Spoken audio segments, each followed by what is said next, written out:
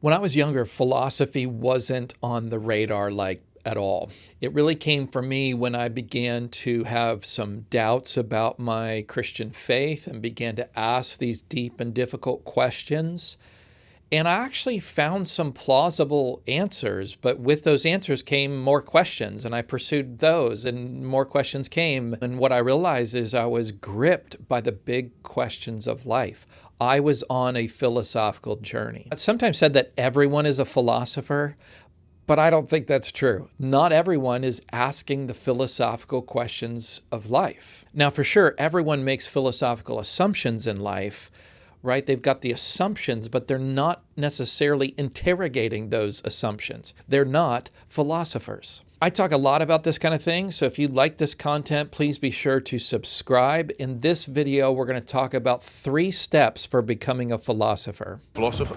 Now, one of the best ways to become a philosopher, of course, is to begin taking philosophy classes, right? Where you go the academic route. Now, that's not in the cards for everyone, and you also really need to find a really good philosophy teacher. I find it's about 50-50 when I talk to people who've had philosophy classes in the past.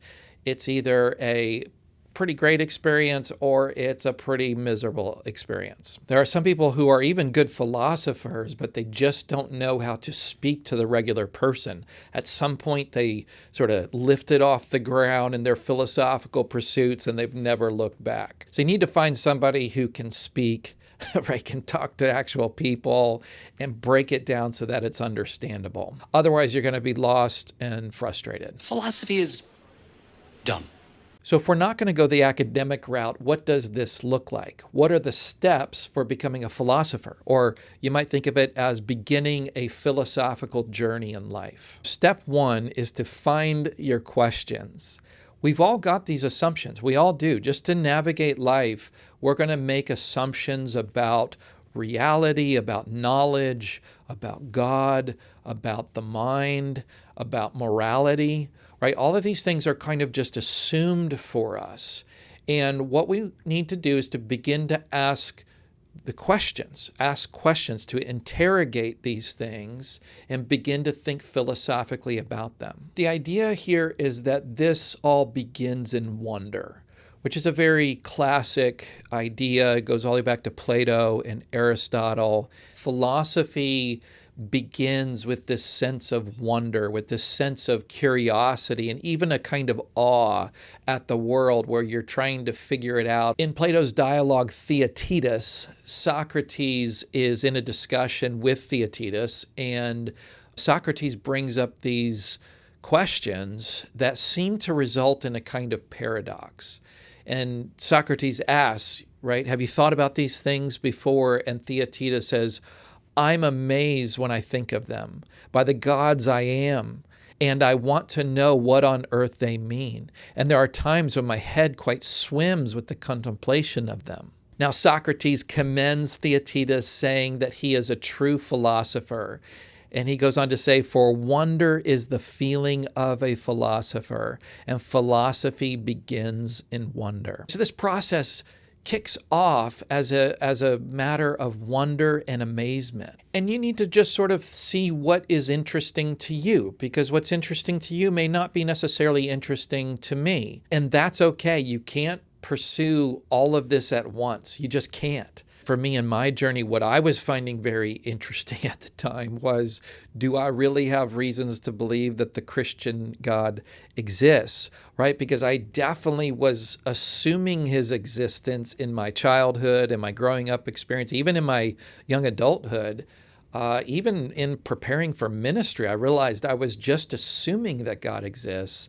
And for me to step into this philosophical lifestyle and this philosophical journey was to begin to ask questions about that. Like, do I really have good reasons to believe that God exists? By the way, I found really good reasons to believe that the Christian God exists. But the important point was that that was my entrance to this journey to begin to just ask the big questions of life. So in some ways, this is the easiest of the steps, because all you have to do is just start thinking about, What do you find interesting? What are you wondering or puzzling about? It may require you to turn off the screens and sort of get away from distractions and so on, and begin to just really reflect on what things are interesting to you in terms of the big questions of life.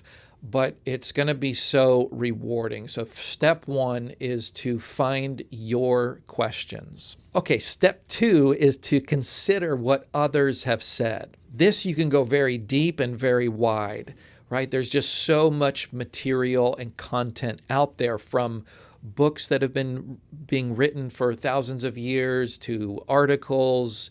Even to, I think it would be fine in some ways to consume some of this as video content and so on. You're just starting this journey. You're starting to consider what others have said about these big philosophical issues. You just really can't do this alone. You need to hear what others have said along the way to help clarify your thoughts, to learn more, to have your, horizons expanded. I would suggest to make reading the goal, reading actual works of philosophy the goal. Again, videos and tutorials and things like that can be helpful, but we want to at some point aim at reading really good books and really good articles. And here I would say even the further aim is to get to the primary sources, right? We want to actually read Plato and read Aristotle and read Nietzsche and other philosophers throughout history.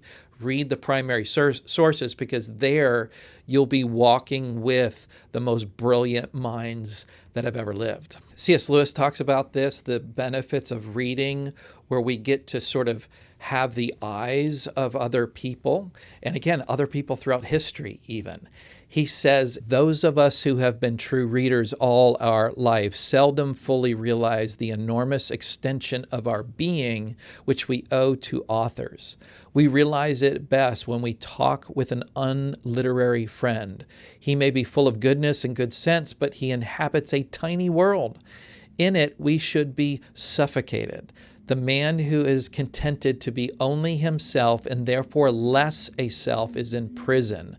My own eyes are not enough for me. I will see through those of others. Now, he's primarily talking about literature, kind of having our world expanded that way to grow bigger rather than being small in this kind of prison. But I think that point can be extended to all kinds of literature, philosophical literature included. You want to read, you want to hear what the opinions are from others along the way to help form your own views. So the second step is to consider the views of others. Okay, and then the third and final step is to dialogue with others. Wittgenstein once said, a philosopher who is not taking part in discussions is like a boxer who never goes into the ring. I just think it's super crucial that you have people in your life that you can dialogue with, that you can have discussions with, have these long, ongoing discussions where every time you meet, it kind of comes up and you begin to discuss it further. It's crucial in life. We can't do this alone. We need people in our lives who will force us to articulate our views. They'll challenge those views, maybe offer alternative views, and you challenge their views. It's a beautiful thing because you're going to clarify what you think, and then you're also going to hear the other side, hear how somebody else thinks about it, and you get that feedback in real time. So if you're in college or you remember back to college when you put hours and hours and hours into a paper, submit it, and then maybe a week, 2 weeks, maybe more, you get that paper back with just a little bit of feedback, maybe 1 or 2 comments, maybe 3 if you're lucky. That kind of feedback is just not all that helpful. Did you even read it when you would get your paper back? You're probably just looking for the grade, right? But also, if you did read it, it's hard to know what he or she, the professor, meant by that. What's so much more magical is when you're sitting with someone and you get that immediate feedback as you articulate your ideas and your dialogue partner articulates his or hers. So here's the idea. You begin to ask questions. You just begin to wonder about the world, and you start this journey. pretty soon you need to start getting informed. You need to see what views are out there, the views that have been defended throughout history and so on. Again, the aim is to walk with great minds, be tutored by them, be mentored by them. And then there's nothing like sitting down with someone in a discussion, in a dialogue, where you're going to be challenged and challenge them in their views. If you do those 3 steps, you are on the philosophical journey. Sounds like we got a philosopher. Philosopher.